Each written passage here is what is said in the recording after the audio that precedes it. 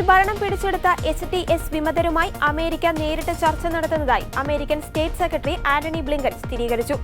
സിറിയയുടെ ഭാവി സംബന്ധിച്ച് ജോർദാനിൽ നടന്ന ഉച്ചകോടിക്ക് ശേഷം സംസാരിക്കുകയായിരുന്നു ബ്ലിങ്കൻ.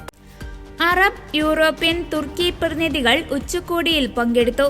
അതേസമയം അസാദ് ഭരണകൂടത്തെ പിന്തുണച്ചിരുന്ന റഷ്യ, ഇറാൻ എന്നിവർ പങ്കെടുത്തില്ല. HTS പ്രതിനിധികളും ഉണ്ടായിരുന്നില്ല.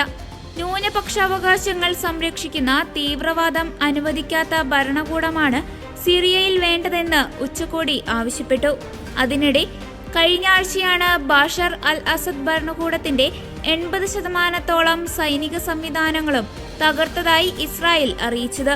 ബാഷാർ ഭരണം നിലം പതിച്ചതിന് പിന്നാലെ 48 മണിക്കൂറിനിടെ 400-ലേറെ ആക്രമണങ്ങളാണ് ഇസ്രായേൽ സിറിയയിൽ നടത്തിയത്.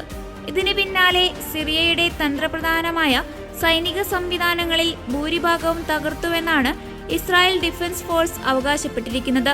കടലിൽ നിന്ന് തൊടുക്കാവുന്ന മിസൈലുകൾ, ആയുധ നിർമ്മാണ കേന്ദ്രങ്ങൾ, വിമാനവേദ മിസൈലുകൾ, സിറിയൻ നാവിക കേന്ദ്രങ്ങളുടെ കരുത്തായിരുന്ന 15 നാവികസേനാ കപ്പലുകൾ എന്നിവ തകർത്തുവെന്നാണ് IDF അവകാശപ്പെട്ടിരുന്നത്.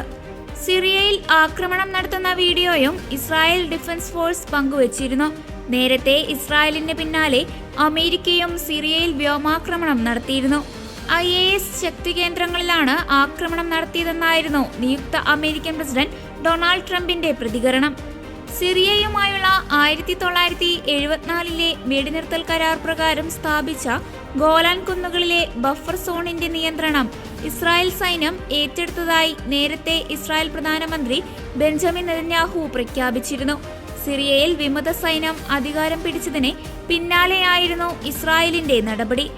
ദീർഘകാലമായി നിലനിന്നിരുന്ന കരാർ ഇല്ലാതായെന്നും സിറിയൻ സൈന്യം ഈ പ്രദേശം ഉപേക്ഷിച്ചെന്നും അതാണ് ഇവിടെ നിയന്ത്രണം ഏറ്റെടുക്കാനുള്ള ഇസ്രായേലിന്റെ തീരുമാനത്തിലേക്ക് നയിച്ചെന്നുമാണ് നെതന്യാഹു വ്യക്തമാക്കിയത്.